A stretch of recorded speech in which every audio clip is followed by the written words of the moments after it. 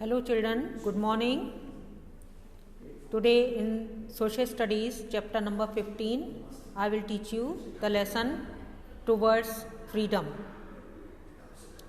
Now look at the chapter.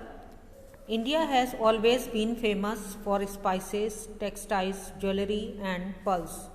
The Arabs were among the first to come to India for trade. The Portuguese, the Dutch, the French and the British followed. The British emerged as the most powerful among them. They traded through the English East India Company.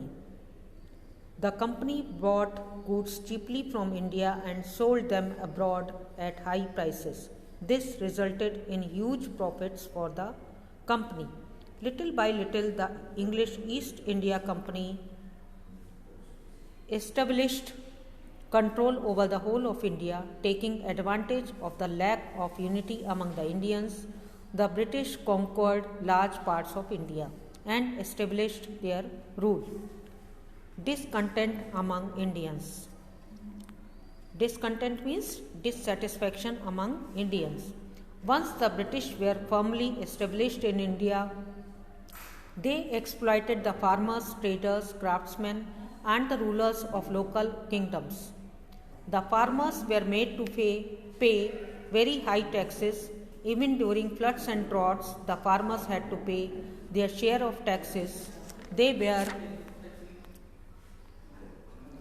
forced to grow indigo, a plant which is a source of indigo dye, and cotton. These were bought at very low rates and sold at very high rates in England and other countries. Thus, farmers in India became poorer. Many died due to starvation. Starvation means they died of hunger. Cheaper mill-made cloth was imported into India from England. As a result, the handloom industry of India suffered. Lakhs of weavers became unemployed. They suffered the same fate as the farmers. The British did not allow the Indians to open mills and factories. Indian traders were not allowed to trade in items of their choice. Indian rulers and princes were also unhappy with the British. A law was also passed by the British which stated that if the ruler did not have a male child, then upon the death of that ruler, his kingdom would be taken over by the British. By using unjust and unfair means, the British sought to expand their hold over India.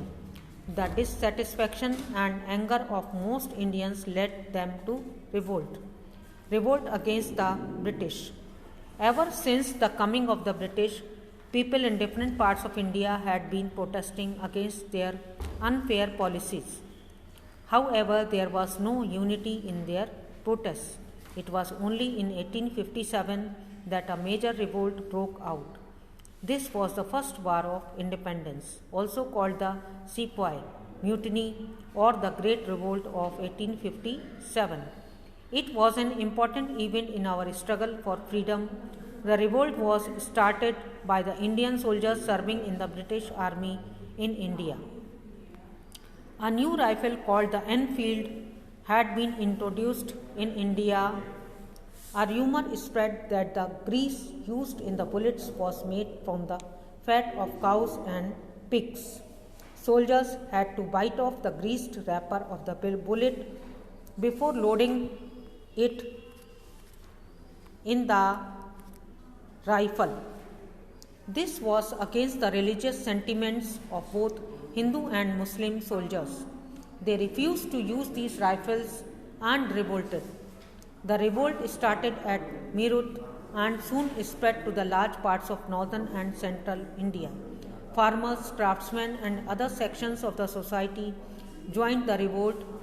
The soldiers declared the last Mughal emperor, Bahadur Shah Zafar, their leader. The revolt was led by Nana Sahib and Tatya Tope at Kanpur, Rani Lakshmi Bai at Jhansi and Begum Hazrat Mahal at Awadh. So children, thank you and have a nice day.